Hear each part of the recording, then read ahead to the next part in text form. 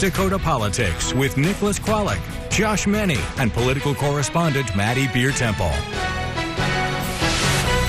A good Sunday to you. Thank you for joining us for Inside North Dakota Politics. I'm Nicholas Kralik. I'm Josh Meny. And I'm Maddie Beer Temple.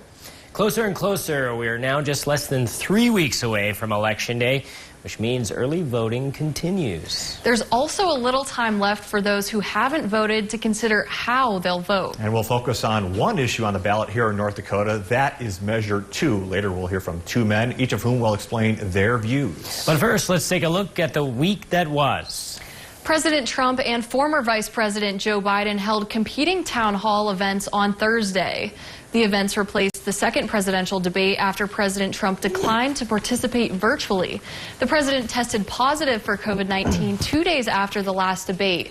Pushed by reporter Savannah Guthrie, he would not say whether or not he was tested the day of the debate, which had an honor system requiring both candidates be tested. I don't know. I don't even remember. I test all the time. You don't know if you got a test on the day of the debate? I have no problem. Again, the doctors do it. I don't ask them. I test all the time. Did you take a test on the day of the debate, I guess is the bottom line. I probably did, and I took a test the day before and the day before, and I was always in great shape. So just to button it up, do you take a test every single day? No, but I take a lot of tests. Okay, and you don't know if you took a test the day of the debate? Possibly I did, possibly I didn't. At the same time, Joe Biden took questions from George Stephanopoulos. He admitted that he's not a fan of expanding the number of seats on the Supreme Court, an idea growing in popularity among fellow Democrats as Republicans push through Judge Amy Coney Barrett weeks before the election. Well, I'm not a fan. It doesn't say it depends on how this turns out. Not how he wins, but how it's handled. How it's handled. I mean, it depends on how much they rush this. That process was well underway this week as the Senate Judiciary Committee held 4 days of hearings with Judge Barrett. On day 3, the Supreme Court nominee pushed back on a line of questioning about whether she was aware of President Trump's opposition to Obamacare when she wrote an essay criticizing a court decision that upheld the law. All these questions, you're suggesting that I have animus or that I cut a deal with the president. And I was very clear yesterday that that isn't what happened. My question is simply, were you aware of President Trump's opposition to the Affordable Care Act during that time? I want to stress I have no animus to or agenda for the Affordable Care Act. So to the extent you're suggesting this was like an open letter to President Trump, it was not. The committee is slated to vote on her confirmation on Thursday. Moving locally now, many more North Dakotans than usual are casting their votes by mail this year. That, of course, is because of the ongoing pandemic. At his weekly press conference to discuss COVID-19, Governor Doug Burgum spent several minutes urging North Dakotans to find their own personal reasons to slow the spread of the virus. He said public health measures have been conflated with politics, and that's making the pandemic more challenging. Every aspect of dealing with this pandemic, from testing to social distancing to face coverings to vaccines, has been debated, it's been challenged, and unfortunately, and perhaps because it is a presidential election year, they've all been politicized. That's a point Governor Burgum's Democratic NPL challenger Shelley Lenz agrees with. But she told KX News she thinks the governor, by choosing not to mandate mask usage, is choosing a political side in the pandemic.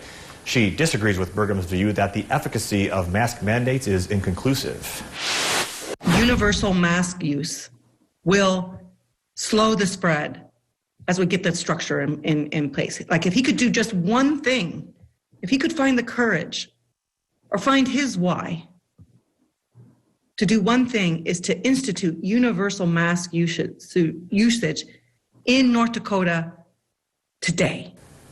And on Friday, 16 counties in North Dakota were moved from the moderate COVID risk level to high risk. North Dakota's Attorney General has given his opinion on how to handle an unusual election situation. Wayne Stengham said that if Republican State House candidate David Ondahl wins his race, the GOP would choose his replacement unless enough district voters call for a special election. Ondahl died earlier this month after he had been sick with COVID-19 for several days. Secretary of State Al Jaeger said it was too late to remove him from the ballot. Attorney General Wayne Stengham says if Ondahl is elected, the office would be deemed vacant. Under state law, a committee representing his party would fill the opening by appointment. But voters in the district are allowed to petition for a special election. Still to come on Inside North Dakota Politics, should the legislature have a say in voter-initiated measures? Up next, the floor between two leaders on both sides of that issue, Measure 2. Stay tuned. Disease of addiction affects every family, business, and community in our state.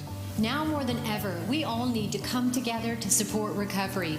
Join us for Recovery Reinvented on October 28th. There are all kinds of voters, like early voter Ed or absentee Abby. No? How about Vote by Mail Marie or Election Day Dave? Ed does everything early. Dave's not late, but he's also not early. Marie's got this. Abby can't miss out. There she is. They all made plans to make sure their voices are heard. What's your plan? Visit vote.nd.gov. Voting in North Dakota. It takes all kinds. Look what $288 buys today at iKeating Furniture World. A beautiful sofa like this, just $288. Kick back and relax in a great recliner, only $288. Dining sets, just $288. Queen beds, only $288. Look around. You'll be amazed how you can get so much for so little, just $288. Plus, many items throughout the store for only $388 and even $488. Plus, enjoy no interest for 1 full year. So don't pay more. Get more for less. It's the one low price that's oh so nice. Furniture starting at just $288 at iKeating Furniture World. The whole works is awesome. North Dakota has built a living tribute to veterans and their spouses, a place they call home, a home where fellow veterans relish in the camaraderie of their peers, a home where staff are truly vested in the lives of those they care for. The North Dakota Veterans Home has 52 skilled nursing home beds and 98 basic care beds, with rooms that are private and have a private bathroom. A living tribute to veterans and their spouses in Lisbon, North Dakota. Only 1 in 10 people who need treatment will actually receive it. Stigma prevents people from reaching out for help. Join us in ending the stigma of addiction and empowering recovery at Recovery Reinvented. Reserve your space now at recoveryreinvented.com. To Inside North Dakota Politics on KX.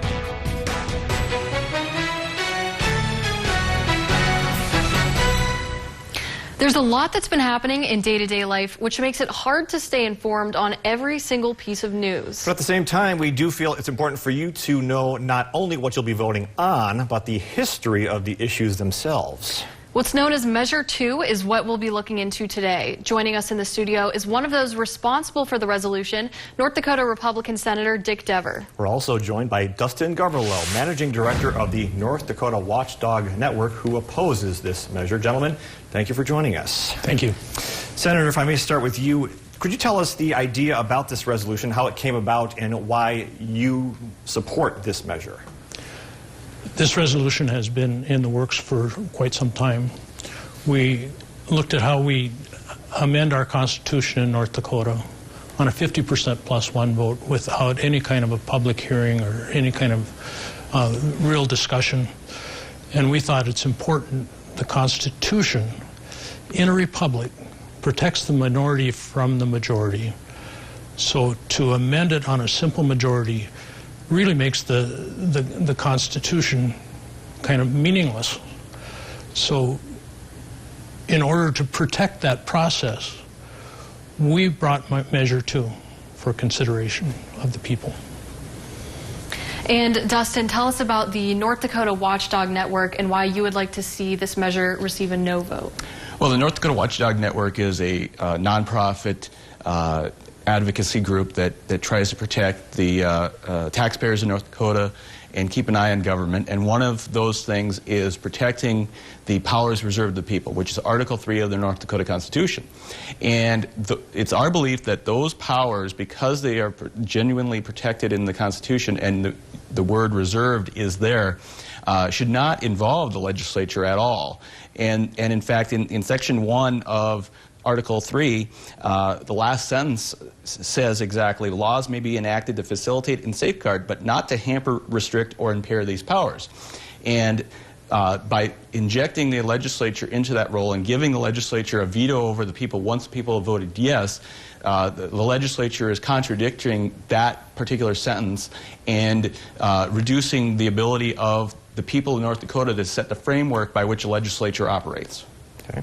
Now, Senator, you are one of 3 with your name on this initiative. Since you're the only one here today, can you tell us why you signed on? I signed on because I genuinely believe in the Constitution, that the Constitution is the framework around which the Republic stands. It becomes the standard by which all statutes are measured. The comment that Dustin just made regarding hamper, hinder, and it says no law shall be passed. The legislature cannot change one word in the Constitution. So Measure 2 is placed there for the voters to consider. The Constitution can only be amended by a vote of the voters. So to say that this law will hinder, hamper that process, it's asking the voters to put it in the Constitution. It's not creating a law by the legislature. So the voters have the ability to amend their own Constitution. And let me follow up on that. Why this measure now, at this moment in time? Well, I think it's been in the works for a while, and there have been some measures placed on the ballot that really have created problems. You know, regarding the Constitution and statute, there were 2 measures passed in 2016. Marcy's Law was a constitutional measure. Medical marijuana was a statutory measure. Nobody can change Marcy's Law now that it's in the Constitution. The only way to change it is with another measure to change the Constitution. It did not get the kind of conversation that it should have had.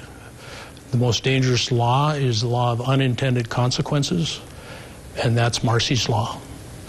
Medical marijuana, on the other hand, was a statutory measure. The legislature can make changes to statutory measures with a 2/3 vote in the first 7 years or simple majority beyond that time. We've taken a lot of criticism on the medical marijuana measure. The only mistake we made with that is that we haven't defended why we did that. If we had not acted on the medical marijuana, we would still be waiting for a nonprofit organization to step forward and make the huge investments that were necessary, as was required in the measure. So if the legislature would have wanted to frustrate the effort with medical marijuana, what they would have done is nothing, and just let it stand. Now, similarly, Dustin, what, if any, personal connections do you have to this measure? I have been involved in initiative measures since 2008 when we unsuccessfully tried to cut the state income tax in half. And I've been involved in a half dozen other measures in various roles, advisor, that sort of thing. And since 2013 in particular, the legislature has tried over and over, at least a dozen resolutions and laws were attempted to be passed by the legislature since 2013 when some other citizens attempted to abolish the property tax in North Dakota. That's really what started this process of trying to make it more difficult to change the Constitution. Marcy's Law and the Ethics Commission, after that in 2018, emboldened the legislature to do this. And it's our belief that there are some issues with the out-of-state money influencing North Dakota's Constitution. We concede that. We tried to fix that in 2017 with a Senate Bill 2336, which was defeated by the Senate, which would have given some regulatory powers on that out-of-state money. But we believe that the people who do not have access to a lot of out-of-state money or a lot of financing in general are the ones that are going to get hurt the most by Measure 2 if it passes. We're going to drill down onto the outside influences when we come back, so stay right there. We'll have much more with Senator Deborah and Justin Garverlow on Inside North Dakota Politics right after this. KX News is honoring those who served by featuring our local veterans each night at 10. Starting October 14th and leading up to Veterans Day, we'll celebrate veterans in our community, their patriotism, their love of country, and their willingness to serve and sacrifice for the common good. KX News is putting our veterans first with Veterans Voices each night on KX News at 10. Sponsored by DCI Credit Services, Little Caesars, North Star Community Credit Union, and McDonald's. Friday Night Football Frenzy is back. Join KX Sports for all the scores and highlights of the best high school football action from around the region. Friday Night Football Frenzy at 10, only on KX News. Sponsored by ENG Lending. Menards is the floor you're looking for. We carry more than 200 styles of flooring options in stock. Carpet from Shaw gives your floors a luxurious look and feel. Right now, all Shaw carpet is 11% off. And if tile is what you're looking for, check out all the porcelain and ceramic tile from Mohawk. For floors, walls, or mosaic tile, get 11% off all Mohawk tile. Save with 11% off everything at Menards. Save big money at Menards. With a unique spirit and unrivaled grit, nothing stops a North Dakotan. It's no surprise Governor Doug Burgum's balancing the budget without raising taxes, strengthening and diversifying the economy, and forged peaceful resolution with out-of-state protesters. North Dakota always overcomes. Now Burgum and North Dakota are confronting a global pandemic and rising to the challenge, saving lives and livelihoods. Confident we'll emerge stronger, because that's the North Dakota way. Thursday at 6:30. How are we surviving this imperfect storm in 2020? What is the stress of the election and all of the uncertainty doing to our mental health? Join us for a KX News Town Hall. Tune out the negative. Thursday at 6:30 on KX. To Inside North Dakota Politics on KX.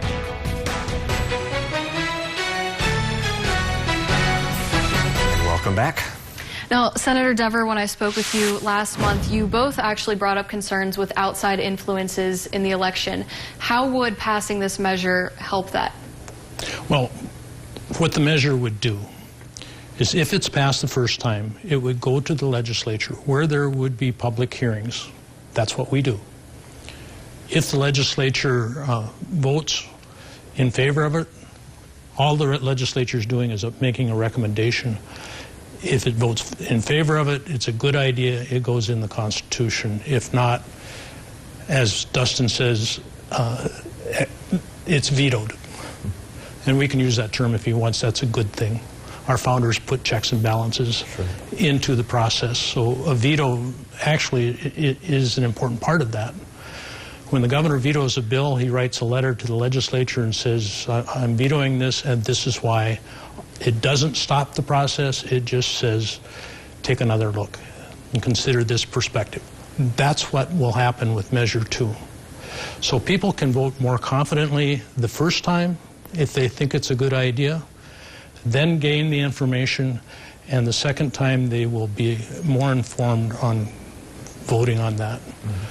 And it will have gone through a process that will flush out any potential problems with it or unintended consequences. Dustin, how would a no vote affect that? Well, it's our opinion that Measure 2 will actually increase the amount of out-of-state money that is flooded into North Dakota by the fact that we're taking a process that is currently roughly an 18-month process from start to finish. And if the legislature exercises its veto, turns that into a 3-year campaign. As somebody who's been involved in campaigns for 15 years, when you double the length that you need the campaign, you need 2 to 3 times as much money to be successful. And those groups that have access to millions of dollars now will have access to even more money later. And so this is really going to push true grassroots organizations and citizens out of the process, because it's going to take much more money to keep the attention of voters for 3 years if the legislature doesn't like what the people voted yes on. And Senator Dever, when we spoke last time, you said the process you think needs to be more deliberate for amending the Constitution. Can you point to an example where it wasn't? Well, I think any of those measures that have passed, Marcy's Law is an example of that. Marcy's Law exists in the North Dakota Constitution because a billionaire in California wanted it in the North Dakota Constitution, and he had the money to make it happen. Now, the people in North Dakota who were involved in that process had the best of intentions with it. Marcy's Law primarily already existed in statute, but they wanted it in the Constitution. Now, because of those unintended consequences, there are all kinds of complications with it. Media organizations have real problems with the lack of transparency or the protection that some people have with confidentiality in Marcy's Law. Had that gone through this process with Measure 2, which, by the way, takes us back to exactly the way it was in 1914 when the initiated measure process was created, there would have been those discussions with states' attorneys and law enforcement and the courts that would have been able to say, if you pass this, this will complicate things. Now, something else I think that happens with this, if it does turn into a process where the legislature votes against it and has to go to a second one, the people involved with it have an opportunity to say, what were the concerns of the legislature? Maybe we should rewrite this and start the process over. If the people voted on it the first time, they thought it was a good idea. The question is, how do you do it? And that's what would be taken care of with a more deliberative process. Okay, and Dustin, final question. We had about 30 seconds left. Why do you believe the process works the way it is now? Article 3 of the state constitution creates a check and balance on the legislature and puts the people in that position. It is not meant to create a system where the legislature can override the people. It is entitled Powers Reserved to the People. It does not say powers reserved to the people unless the legislature agrees or disagrees. We believe that as it stands right now, there are things that can be done to address Senator Devers and the others who have concerns. Measure 2 does not actually do what they think it's going to do, and it's going to make it more difficult for real North Dakotans who do not have access to millions of dollars to influence the system that their state legislature and governor operate under. Gentlemen, we are out of time. Thank you so much. We appreciate it, and we hope this was informative to you. Stay with us. We're back in just a moment. Attention employers, find the help you need with KXNet Virtual Job Fair October 28th and 29th. This online hiring event will allow you to connect with local job seekers virtually and get your position filled fast. Register today on kxnetjobs.com. KX News is honoring those who served by featuring our local veterans. KX News, putting our veterans first with Veterans Voices each night on KX News at 10. Brought to you in part by these great sponsors.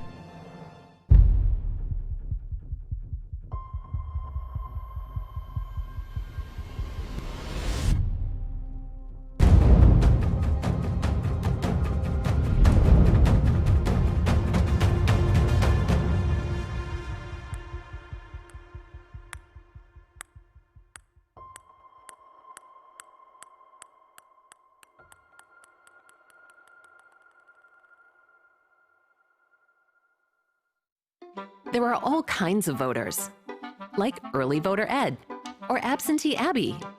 No? How about Vote by Mail Marie or Election Day Dave?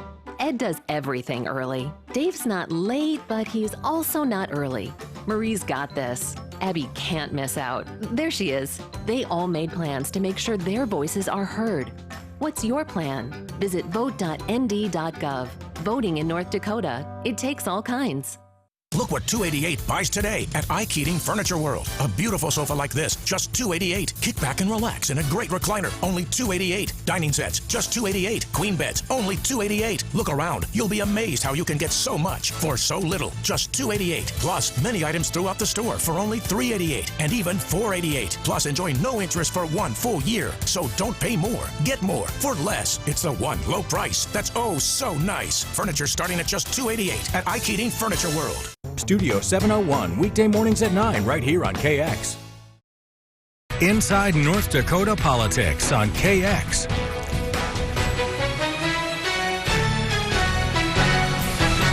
From pipelines to utility rates, the Public Service Commission handles a lot of things in North Dakota. And one of the 3 seats is up for election this year. Maddie, you met the 2 candidates. Yes, Josh and Nicholas, I caught up with the incumbent Republican Brian Crocius and nonpartisan leaguer Casey Buckman.